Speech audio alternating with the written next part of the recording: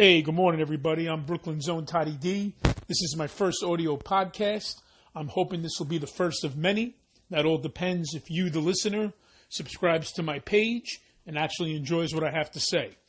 So to introduce myself with no further ado, I started out in the business in 1989. I was trained by Johnny Rods at the School of Unpredictable Wrestling. I've been a lifelong wrestling fan since 1977. And I wrestled for about 15 or 16 years, give or take a couple of months. After I was an active wrestler, I went behind the curtain and I wanted to learn the business as a whole. I started out as an associate producer and I was in charge of public relations and promotions eventually for a company called NWA Cyberspace, which later became NWA Shockwave. I was there from 2003 to 2006. Just as we were doing great, we were drawing. We were one of the biggest promotions in New Jersey at the time in the Indies. We were doing very well, and unfortunately, the owner of the company, William Firehawk, a.k.a. Billy Firehawk, actually William Hawkins, I should say, a.k.a. Billy Firehawk, had passed away at a very young age in 2006, and then we had closed the doors shortly after that. In 2007, I did the Turnbuckle Promotions event out in Long Island for 2 days. We had a bunch of superstars, men and women from the past, the present, and today's future that you see now that are tearing it up out there, whether it's on the Indies or in WWE, AEW, Impact, or any other Fed, which we'll be discussing a little later on. So, what has Brooklyn's own Toddy D been doing since 2007, you ask? Well, just to let everybody know, I got into stand-up comedy. I do impressions, I tell a story, I do open mic. It's a lot of fun, but I'm still a diehard wrestling fan. I still follow all the shows on TV. I'm on Twitter at Toddy D Wrestling, just to let everybody know. I'm on YouTube, Toddy space D, Toddy space D. If you go to my profile here on podbean.com, you'll see all the information. And like I said, I want to reach out to all of you as the audience, as my fellow wrestling fans, so we can share and debate. And I like to get everybody's input on certain opinions that I may have or you may have. And, you know, I love a friendly debate. I love getting into it. So basically, I'm going to talk about 20 plus years ago, we had the Monday Night Wars with WCW Nitro and my personal favorite at the time, WWF, Monday Night Raw, now WWE. I grew up a huge then WWF fan. Technically, when I started watching wrestling, it was just ending as WWWF, the Worldwide Wrestling Federation, became the WWF, the World Wrestling Federation. In the early 80s, if those of you who aren't aware, Vince McMahon Sr., he kind of like let go of the reins a little bit. He let his son, Vince McMahon Jr., who everyone knows now as Mr. McMahon, take over the business. And they went from a northeastern company that ran a territory to a global, huge, nationwide organization that you see today. So watching wrestling back in the day, unfortunately, you know, I'm from New York, I'm from Brooklyn. So all I was able to watch was then WWF television programming. But with the grace of God, with Pro Wrestling Illustrated, Inside Wrestling, The Wrestler, and other great mags out there, I got to take a look at what was going on in the NWA, the AWA, UWF, IGWP. All these feds I got to but read rather as a kid. And when I was a kid, I would read these mags from cover to cover. I'd close my eyes and I'd just imagine the entire match, the chemistry between the workers, how they got to that point, how they got to the finish. And unfortunately, back in those days, there was no social media, so there was no network. You couldn't watch everything and anything. So all you had to do to be able to keep up with all this is actually just get your monthly magazines after the fact of the event and read the results, look at the pictures. And the only good thing about the Pro Wrestling Illustrated magazine, one of my favorite parts was the centerfold, where it was a color centerfold of the Pro Wrestling Illustrated Inquirer. I almost said National Enquirer, but I meant the Wrestling Inquirer. So it was really cool, and you got to see like all the supposed dirt, and all the scoops. And, you know, back then kayfabe was alive, and even though people knew that the outcome in wrestling was predetermined, couple of times people would watch wrestling, they'd say, well, that's supposed to happen, but that wasn't supposed to happen. This is pretty cool and it's interesting. And that guy just busted that guy up. He's bleeding. What the hell's going on? And there was just so many different aspects of professional wrestling back in the day that you can enjoy and admire, where today's fans, they tear the curtain back way too far. The fans critique things way too much. And I'm just not particularly a fan of these fans who hijack shows, who get all pissed off and mad or offended, or if their feelings are hurt or things didn't go their way.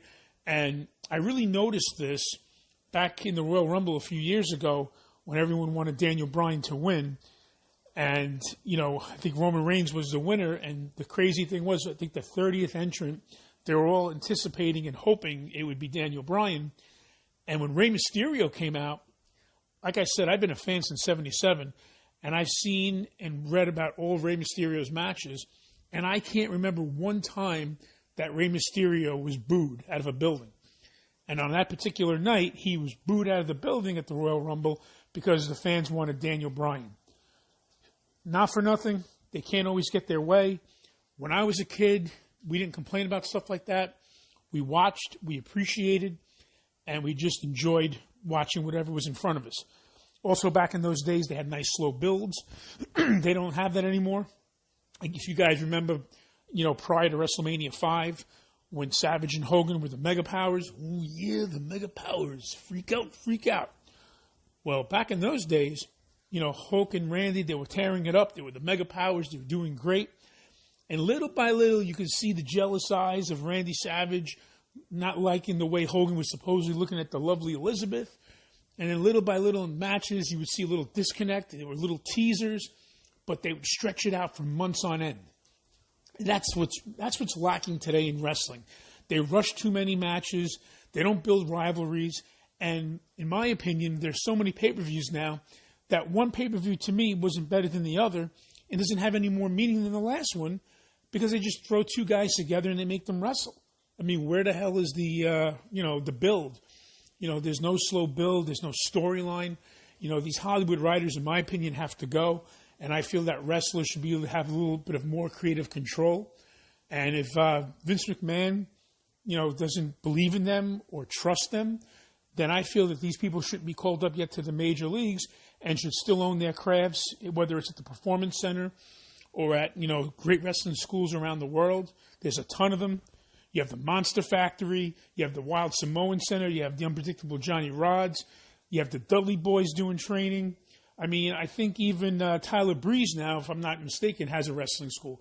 There's tons of schools out there. My point is, these people are not being trained the right way, the way I was brought up in the old school system on how to build and create matches and how to have a rivalry.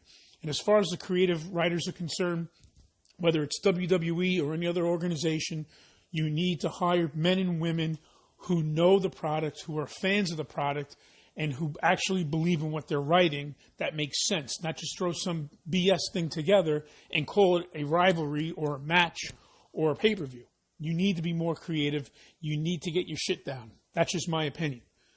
But, back in the day when they had the Monday Night Wars, all my buddies who were WWF long life fans like me hopped on the WCW bandwagon.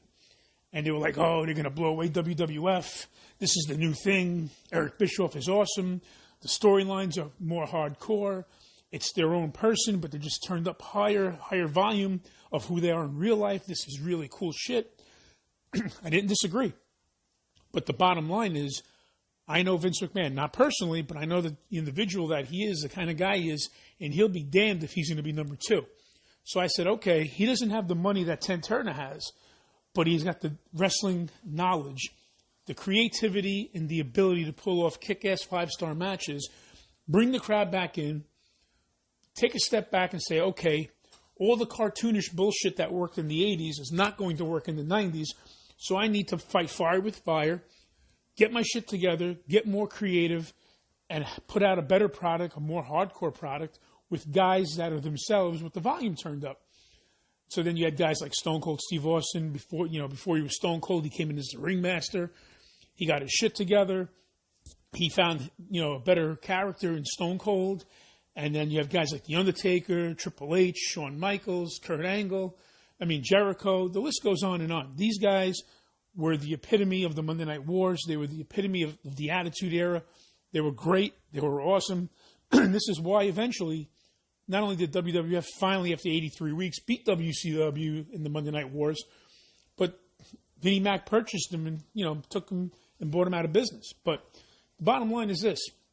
At the time, everybody thought it was really cool.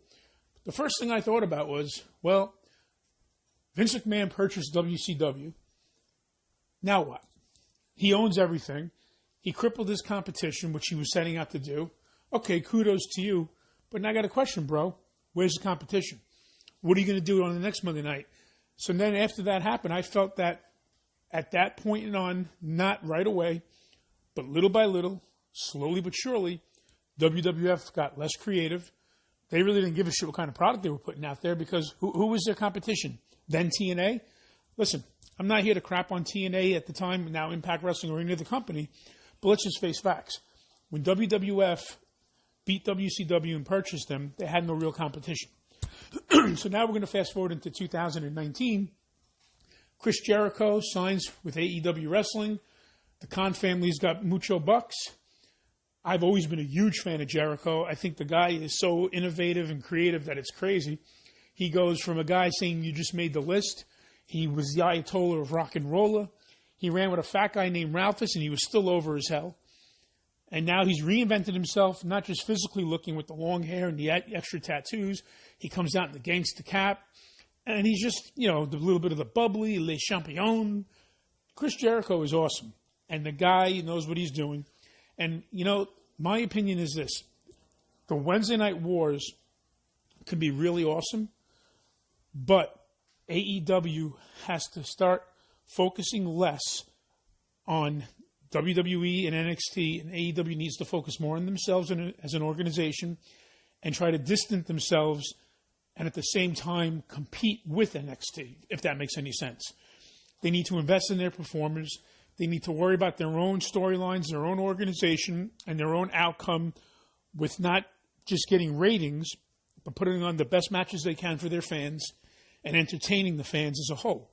I mean, right now, this is the greatest time for a wrestling fan to be a fan again, because it may not be just like the Monday Night Wars, but now with the alternatives and with cable TV and social media, as a fan, you get to watch everything and anything you want to watch and choose to, whether it's on your cable provider, on the WWE Network, on YouTube. There's so many outlets to watch all these awesome organizations where you're not just stuck to watching one company like I was when I was a kid growing up in the 70s and 80s. Because let's face it, like I said, back then, wherever you lived, you got that company on your local TV, show. Back in the day, it was UPN 9. It was Channel 9 Wrestling on Saturday night after Racing from Aqueduct, if all you old school guys remember that, or old school girls. And, there were many options. I still get Pro Wrestling Illustrated. I'm a huge fan of that magazine.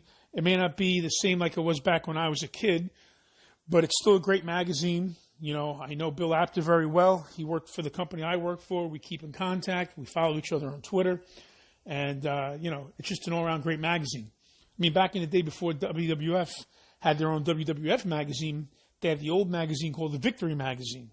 Now, if you guys remember the Victory Magazine, but that was the first mag before they came out with the official WWF magazine. I got a ton of magazines. I got the old school VHS tapes, DVDs. You name it, I have them. And I'm going to dedicate each of my podcasts to a certain thing. We'll discuss like greatest rivalries of all time, greatest matchups, maybe fantasy warfare, and a bunch of other cool shit somewhere down the line if this all works out the way I'm hoping it does. I'm really hoping that all you guys, that are out there listening, like what I have to say, maybe question what I have to say, or might want to add something to what I have to say. You'll hit that subscribe button. You'll follow Toddy D, and hopefully, we'll get to know each other through social media, and we'll be able to have some great back and forth banter that I look so forward to, to doing. So at this point, I like to just, give my opinions and some impressions I have, for AEW wrestling. We'll start with them. I think that Cody Rhodes is putting out a hell of a program. I mean, back at the pay-per-view when him and his brother Dustin, Rhodes or Runnels, whatever you want to refer to them as, when they had their matchup. Not only was it, bloody and awesome, like the old school fan likes, but they told a story in the ring, Battle of the Brothers. It was really great. I mean, that whole card from top to bottom was really, really good. But, as a fan, I question some things, and it's not to insult a wrestler, because anyone who's out there who's busting their ass, I have nothing but respect for. I was trained, by an old school, by WWE Hall of Famer Johnny Rods, and I've always, was taught to respect whoever you're wrestling and whoever you're watching, because whether they're the opening act, the mid-card, or the main event, everybody has, a piece to the puzzle in order to making this a successful, either organization or also just a wrestling show in general. And the bottom line is, I have a high respect for these guys, but at the same time, it's hard to take certain acts seriously that you see come out, because if you're watching a company that's looking to be a major, major organization, I don't want to see people that remind me of like backyarders or guys that are just starting out. So, when I see guys like Jericho, Kenny Omega, Adam, Hangman Page, Pac, the Young Bucks, I can't think of the name right now, but there's a couple other guys that I watch that I really liked in AEW. The women, they need to build the women's division, but I see nothing but success there. But not to pick on them, I saw this tag team, the Dark Order, and the dude with the mask, the heavy looking guy. I'm not insulting his physical appearance or even the mask. My issue is this: they're supposed to be like this threatening tag team that do nothing but kick ass and have like devastation and killer moves. And I looked at the two of them, and I really couldn't take them seriously, to be honest with you. I mean, I'm not saying that they weren't good entertainers, but they should have either a better like shtick in the ring or a different type of gimmick. Because when you had guys like the Road Warriors come out, or Demolition, or even the Powers of Pain, these guys were like no nonsense, no bullshit taking type of guys that come out, kick ass, and leave the ring before the ring music even ended. That's what I want to see in a tag team that's supposed to be threatening. I see these two guys, and they remind me of like the Jobbers, the Ham and Eggers on Channel 9 Wrestling on Saturday nights or Sunday morning primetime when I watch WWF, and you see a tag team like the Hart Foundation come in against Joe Murdo and maybe Jose Rivera, like two nobodies. I mean, they were great wrestlers maybe on indies and local, but you put like two no-name guys in a tag team against someone like the Hart Foundation, obviously the Hart Foundation is going to go over and win. When I see these two guys come out as the Dark Order, they remind me just of like two local jobbers, hanging out as a space filler, trying to put over the tag team that's supposed to be like the main tag team of the match. Just my opinion. And also I see like, these two guys, I can't even think of the kid's name, but he was really good. He was the kid with the half skeleton face paint with the skateboard, and he wrestled that guy. I think his name was Jimmy Havoc. I mean, not to insult either one. And, there's different sizes now in wrestling. It's not all about big muscle heads, and, I get that. But, I don't care if you're small, tall, big, large, fat, short, whatever the hell you are. But certain spots to me are really stupid. I mean, I'm a fan of hardcore matches, and I have a lot of respect for people who do hardcore. But when these two wrestled, a couple of weeks ago, the guy put thumbtacks in the dude's mouth, in Havoc's mouth, and they put scotch tape or duct tape around his, whatever it was, duct tape around his mouth with tacks in his mouth.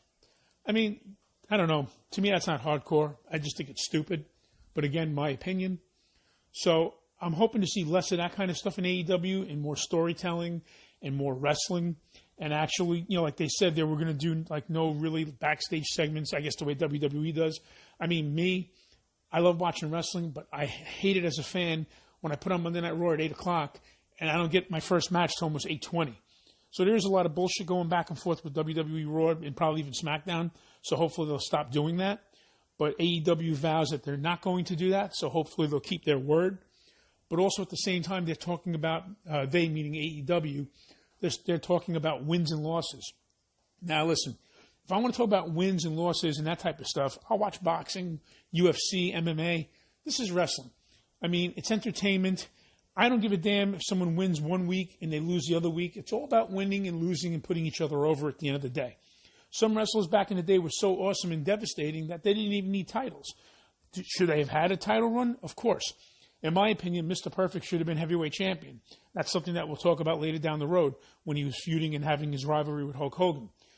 Not for nothing. Tell me that Winged Eagle belt wouldn't look great on Mr. Perfect. I mean, Guys like him should have went over and been champions. Guys like Roddy Piper, Jimmy Snuka, there's a bunch of guys that I feel could have been champion or even IC champion that weren't. But at the end of the day, my point is you have wins, you have losses. It doesn't make you a greater or a worse worker in the ring as a wrestler. You know, it tries to make it a dose of reality that you can't win every single match. You know, this isn't the 80s where Hulk Hogan had the title for 5-6 years and nobody can touch him.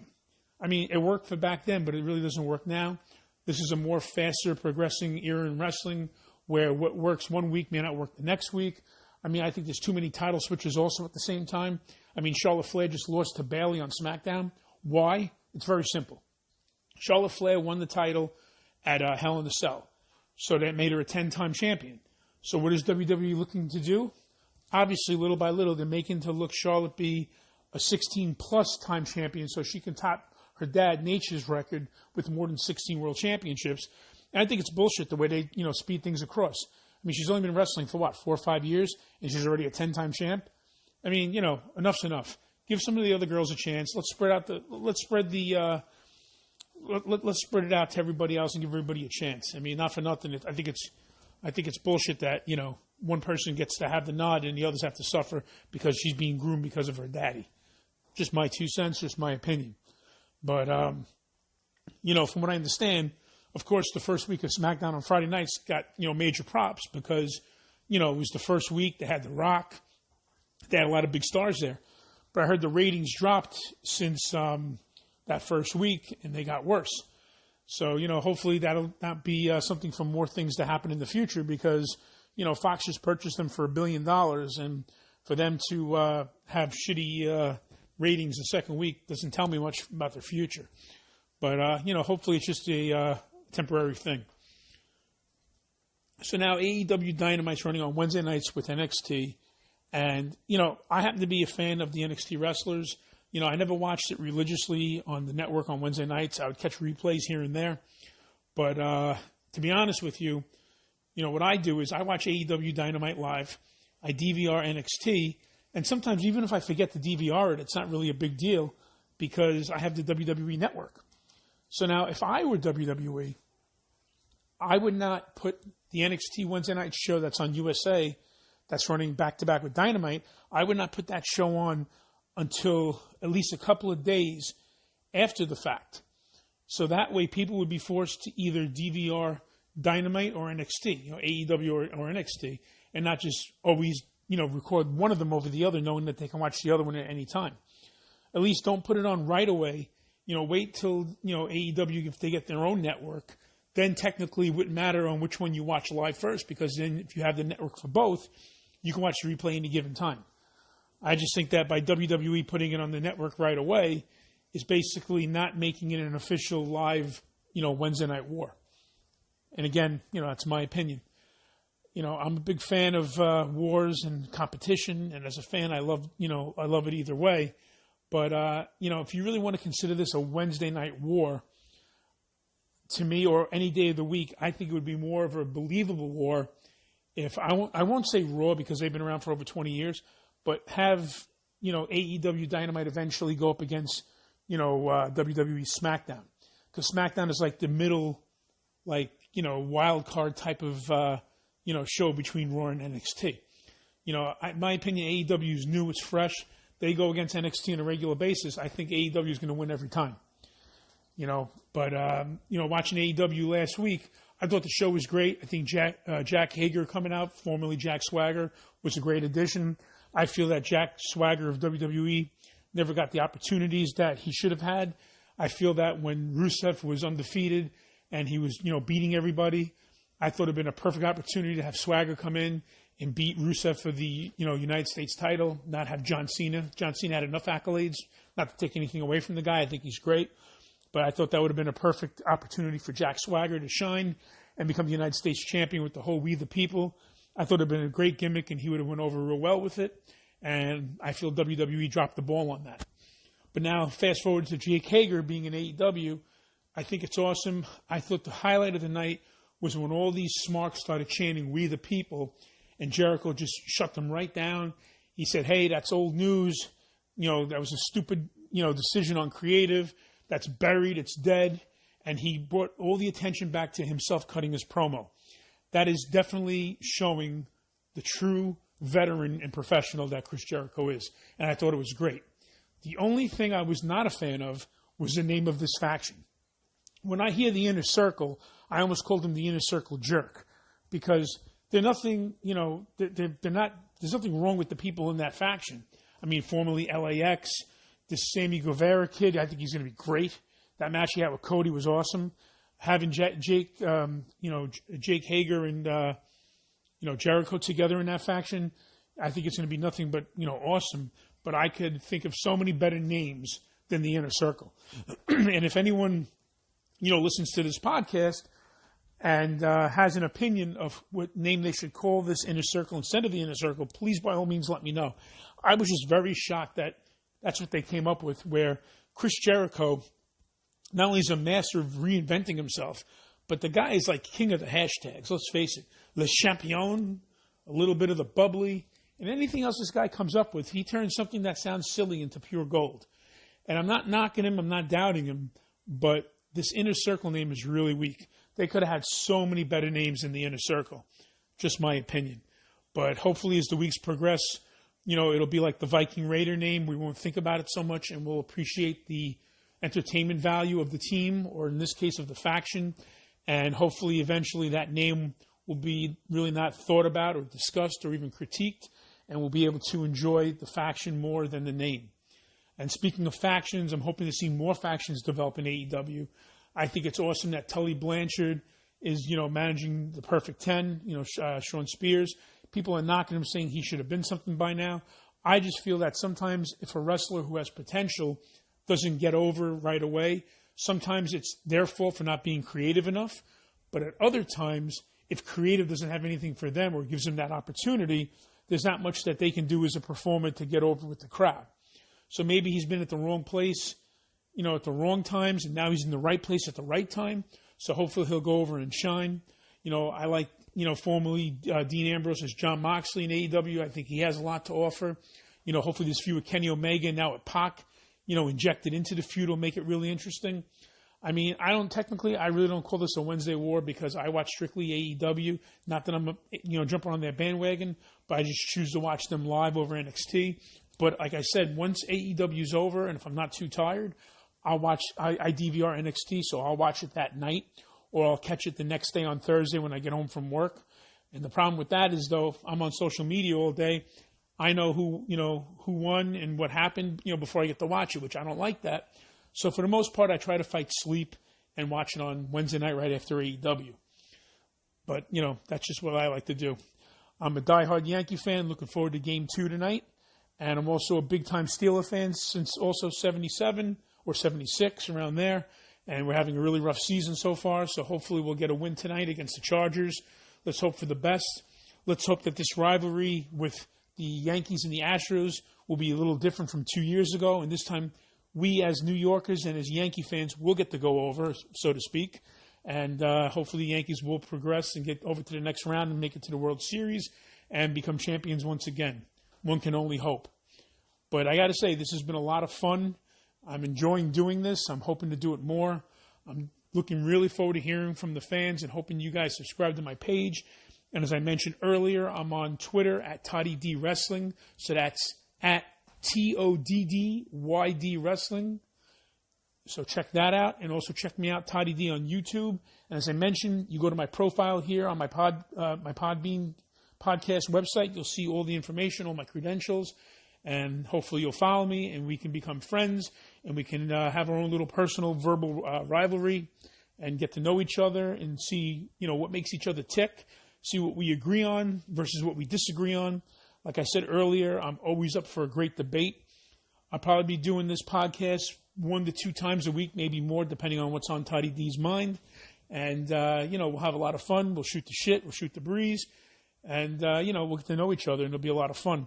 I'm looking forward to Monday Night Raw tomorrow night to end the draft. I'm hoping that this draft isn't a bullshit draft like the others have been. Hopefully this will be more realistic and we'll enjoy it as fans, and it'll just make the rivalries and being a wrestling fan in general a little more fun and a little more interesting. So I'm going to get ready to wrap things up. I'm getting down to my 9-second mark. I wanted to make this a 30-minute podcast, on the audio podcast, and I did it. Take care, everybody. Be well. God bless, and I'll see you at ringside.